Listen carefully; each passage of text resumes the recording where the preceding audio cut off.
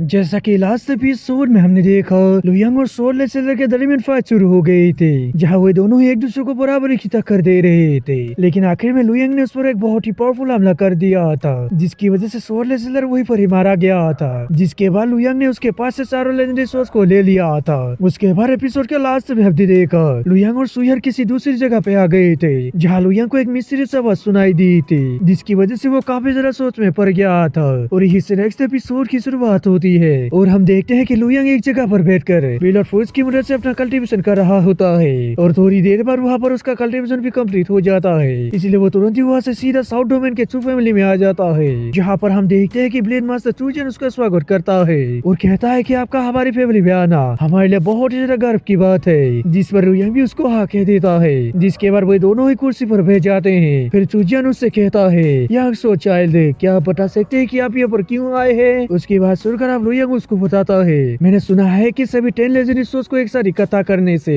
Sword domain land का एक ancient secret जाना जा सकता है, इसलिए मैं उन सभी लेजेंडरी सोर्स को इकट्ठा कर रहा हूँ, जिसकी वजह से आपकी लेजेंडरी सोर्ड भी मुझे चाहिए होगी। और मैं आपसे आपके लेजेंडरी सोर्ड को फ्री में ही नहीं लूंगा, बल्कि उसके बदले मैं आपको एक व्हील ऑफ फ्रूट दूंगा, जिसका यूज करते हुए कोई भी पीक का स्वॉर्ड किंग बहुत ही आसानी से विलेन मास्टर बन सकता है। तो इसलिए क्या आप इस फ्रूट के बदले अपने लेजेंडरी सोर्ड को मुझे देंगे? उसकी बात सुनकर आप चूजन भी उसके लिए मान जाता है और उससे कहता है कि आपने स्वॉर्ड डोमेन को उस कमीने स्वॉर्ड लेसलर के हाथों से बचा लिया है, इसलिए मुझे आपकी मदद करने में बहुत ज्यादा खुशी होगी। और ये कहकर वो अपने लेजेंडरी स्वॉर्ड को बाहर निकालते हुए लुयांग को दे देता है, जिस पर लुयांग भी उसको व्हील ऑफ फ्रूट दे देता है। फिर आप चूजन उससे पूछता है कि आप इस लेजेंडरी स्वॉर्ड को हमें वापस करेंगे या फिर नहीं करेंगे? इस पर लुयांग उससे कहता है कि हाँ जरूर, मैं आपके स्वॉर्ड को वापस जरूर करूंगा, लेकिन मुझे ये मालूम नहीं है कि आखिर एंशिएंट सीक्रेट है क्या, इसलिए अगर वहाँ पर कोई भी एक्सीडेंट हो गया तो फिर मैं वहाँ पर मारा जाऊंगा और आपको लेजेंडरी स्वॉर्ड वापस लौटा नहीं पाऊंगा। लेकिन अगर मैं वहाँ पर किसी तरह से बच गया तो फिर आपके लेजेंडरी स्वॉर्ड को मैं वापस जरूर लौटाऊंगा। उसकी बात सुनकर आप चूजन भी से हाँ कह देता है, जिसके बाद लुयांग वहाँ से जाने लगता है। फिर इसके बाद सीन चेंज होता है और हम देखते हैं कि लुयांग हुआ फैमिली में आकर उनको भी एक व्हील ऑफ फ्रूट देकर उनके लेजेंडरी स्वॉर्ड को ले लेता है, जिसके बाद वो नॉर्थ डोमेन के लू फैमिली के अंदर आ जाता है उनके लेजेंडरी स्वॉर्ड को लेने के लिए। जिस पर मास्टर होंगे अपने लेजेंडरी स्वॉर्ड को बाहर निकलते हुए उससे कहते हैं, तो टेस्ट टूर्नामेंट के अंदर तुमने ऑलरेडी हमारे लेजेंडरी स्वॉर्ड के रिकॉग्नाइजेशन को हासिल कर लिया था, इसलिए तुम इस लेजेंडरी स्वॉर्ड का यूज कर सकते हो। और ये कहकर वो उसको अपने लेजेंडरी स्वॉर्ड को दे देते हैं, जिस पर अब लुयांग भी उस लेजेंडरी स्वॉर्ड को लेते हुए कहता है,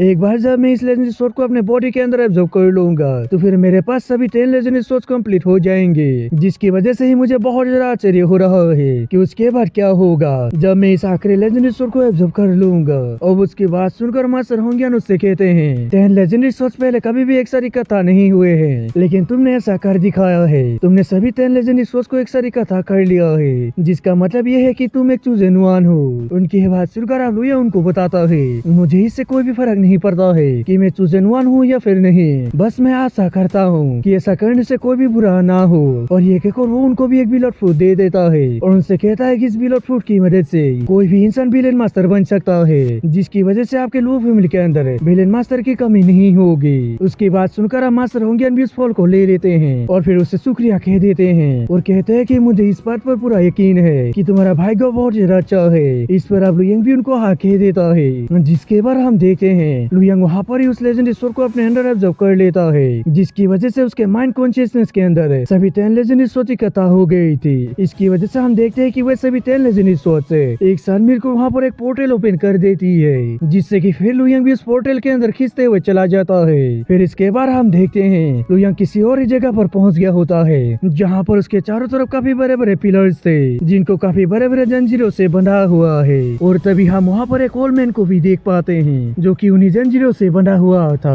वो ओल्ड मैन लुयांग से कहता है कि फाइनली तुम यहाँ पर आ ही गए, हम लोग तुम्हारा कब से वेट कर रहे थे और हम सभी 10 लेजेंडरी स्वॉर्ड्स के मालिक है और बिल्कुल तुम्हारी तरह हम भी स्वॉर्ड डोमेन लैंड से ही बिलोंग करते हैं। और दोस्तों मैं यहाँ पर आप सभी को बता दूं, इस जगह पर अभी 10 गॉड किंग्स मौजूद है, जिनको कैद करके रखा गया है। अब चलिए आगे बढ़ते हैं। उस ओल्ड मैन की ये बात सुनकर लुयांग उससे कहता है, लेकिन मैंने जेन्युइन स्वॉर्ड गॉड से ये सुना था कि आप सभी लोग हेवन रियल्म के सबसे पावरफुल गॉड किंग्स है, तो इसलिए भला आप लोग स्वॉर्ड डोमेन लैंड से कैसे हो सकते हो? और साथ ही साथ आप लोगों को स्वॉर्ड डोमेन लैंड के बारे में सब कुछ मालूम है, इसलिए मुझे यकीन है कि आप लोग जेन्युइन स्वॉर्ड गॉड के बारे में भी जानते होंगे। असल में वो भी अब एक गॉड किंग बन गए हैं। उसकी ये बात सुनकर आप ओल्ड मैन उससे कहता है, बेशक हम उसको जानते बताते हैं वो लड़का फेंग जेनाई टोसन सोर्ड को सोर्ड डोमेन से बाहर ले जा रहा था, लेकिन मैंने उसको ऐसा करने से मना कर दिया और उसको टोसन सोर्ड को यहीं पर रखने के लिए कह दिया। उसके बाद सुनकर आप दूसरा गॉड किंग लुयांग से कहता है फेंग जेनहाई ने तुमसे बिल्कुल सही कहा था, हम सभी हेवन रियलम के सबसे पावरफुल गॉड किंग्स है, लेकिन हमारे बारे में उसको ये मालूम नहीं है कि हम लोग असल में कहाँ से आए थे। और ये कहकर वो उसको बताता है असल में हम सभी सॉर्ड डोमेन से ही बिलोंग करते हैं और हम सभी लोग सॉर्ड डोमेन के ही हेवनली चाइल्ड से। उसकी बात सुनकर लुयांग भी हैरान होते हुए कहता है आखिर ऐसा पॉसिबल कैसे हो सकता है, मैं तो सॉर्ड डोमेन के एंशिएंट गॉड्स को जानता हूँ जो कि जेन्युइन सॉर्ड गॉड और फेलिन सॉर्ड गॉड है, तो इसलिए क्या आप सभी लोग उनसे भरे हैं और क्या हेवन रियलम के अंदर पहले से ही मार्शल आर्टिस्ट गए हुए थे। उसके बाद सुनकर अब एक गॉड किंग उसको बताता है फेंग जेनहाई और फेलिन सिर्फ 20,000 साल के ही पुराने हैं, वे बिल्कुल भी एंशिएंट टाइम के नहीं है, हम सभी में से सबसे छोटा भी 1 लाख साल पुराना है और इनमें से 2 to 1 मिलियन साल पुराने हैं। वो उसकी ये बात सुनकर लुयांग भी बहुत ज्यादा हैरान हो जाता है और फिर उन लोगों से पूछता है कि आप में से कौन दोनों 1 मिलियन साल पहले हेवन रियलम के अंदर गए थे। उसकी बात सुनकर अभी ये ओल्ड मैन बताता है कि 1.1 मिलियन साल पहले हेवन रियलम के अंदर मैं गया था। फिर अब ये दूसरा ओल्ड मैन बताता है उसके बाद हेवन रियलम के अंदर मैं गया था पूरे 1 मिलियन साल पहले। वो उन लोगों की बात सुनकर लुयांग भी हैरान होते हुए उन लोगों से कहने लगता है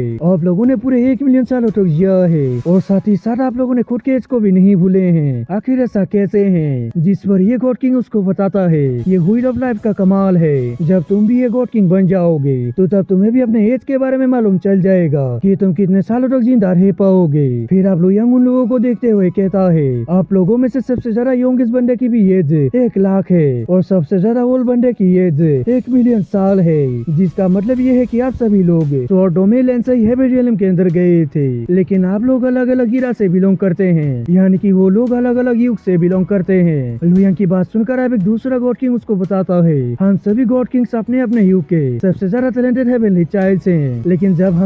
जब हम लोगों ने ब्रेक थ्रू करके हेवन रियलम के अंदर चले गए और फिर ये गॉड किंग बन गए, तो उसके बाद भी हम लोग फेट ऑफ सेपरेट से बच नहीं पाए, यानी कि हम लोग सील होने की किस्मत से बच नहीं पाए, क्योंकि ये पूरी दुनिया ही एक प्रिजन है, यानी कि ये पूरी दुनिया ही एक जेल है जिसके अंदर सभी लोग ही गुलाम है। मतलब कि जेल के अंदर सभी लोग ही गुलाम होते हैं, चाहे फिर वो एक गॉड ही क्यों ना हो, क्योंकि जो भी जेल को कंट्रोल करता है वो सबसे ज्यादा स्ट्रॉन्ग होता है। फिर अब ये दूसरा गॉड किंग लुयांग से कहता है बच्चे तुम भी हमारी तरह ही जेल में कैद हो, जिसकी वजह से देखा जाए तो हम दोनों में कोई भी डिफरेंस नहीं है। अब उन लोगों की बात सुनकर लुयांग सोचते हुए अपने मन में खुद से ही कहता है ये लोग हमारे दुनिया को जेल की दुनिया कह रहे हैं, इसलिए अगर सच में हमारी दुनिया एक जेल की दुनिया है तो फिर भला आखिर हेवन रियलम के अंदर जाने का फायदा क्या हो गया। क्या ये लोग मुझे बेवकूफ बना रहे हैं या फिर मुझे इस दुनिया का सच बता रहे हैं। और ये सोचकर वो उन लोगों से कहता है ऐसा बिल्कुल भी हो नहीं सकता है, तुम लोग ही सिर्फ यहाँ पर कैद हो और मैं फ्री हूँ, इसलिए हम लोगों का सिचुएशन बहुत ही अलग है। अब लुयांग की ये बातें सुनकर वो सभी गॉड किंग जोर जोर से हंसने लगते हैं और फिर उनमें से एक गॉड किंग हंसते हुए लुयांग से कहता है बच्चे अगर किस्मत से तुम्हारा सब कुछ अच्छा चला तो फिर तुम हेवन रियलम के अंदर चले जाओगे और फिर वहाँ पर काफी लंबे समय के बाद तुम गॉड किंग लेवल के 6 स्टार को ब्रेक थ्रू कर लोगे और फिर 7 स्टार पर पहुँच जाओगे, जिसके साथ ही तुम इस दुनिया के सबसे ज्यादा स्ट्रॉन्गेस्ट वॉरियर बन जाओगे, जिसके बाद फिर तुम्हारा किस्सा भी हमारी तरह ही खत्म हो जाएगा, यानी कि तुम भी हमारी तरह ही कैद हो जाओगे। और ये कहकर वो आगे बताता है जब तुम 7 स्टार का गॉड किंग बन जाओगे तो उसके बाद फिर से इस दुनिया का मास्टर अपीयर हो जाएगा और फिर तुम्हें भी हमारे साथ कैद कर देगा, जिसके साथ ही तुम भी गुलाम बन जाओगे।